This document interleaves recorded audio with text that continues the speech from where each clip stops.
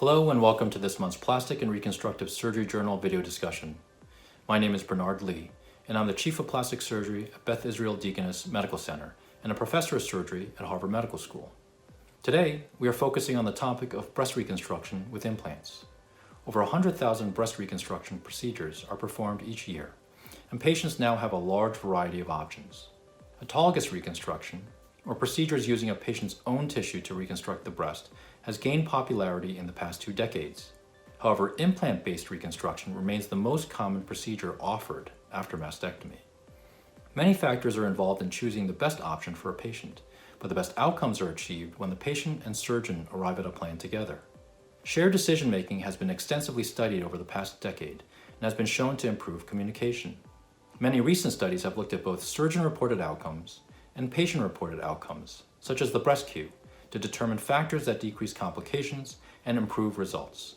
These data are critical to help us counsel patients about differences between the types of reconstruction, what are the best options for them, and even predict the stability of their satisfaction years after the original surgery.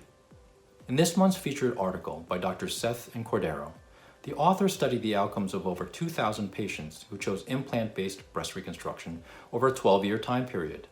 The study population included similar numbers of silicone and saline implants placed, as well as similar numbers of unilateral and bilateral reconstruction of one versus both breasts. The unique part of this paper was how long these patients were followed after surgery. The average length of follow-up for these patients was over 5 years, and there were over 12,000 patient visits used to analyze these results. Another key factor that the authors examined was radiation therapy. It is well known that patients with implant reconstruction and radiation therapy have an increased risk of capsular contracture, which is tightening of scar tissue around the implant.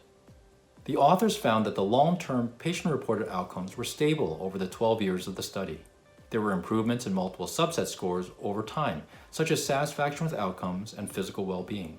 Even in patients who had also required radiation therapy, although there were lower satisfaction scores initially, these scores continued to improve over time.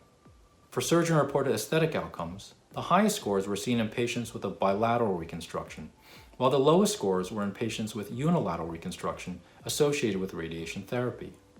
Aesthetic outcomes were shown to be stable across the 12 years and across all groups. As for capsular contracture, radiated implants were associated with higher grades of capsular contracture and improved slightly over time.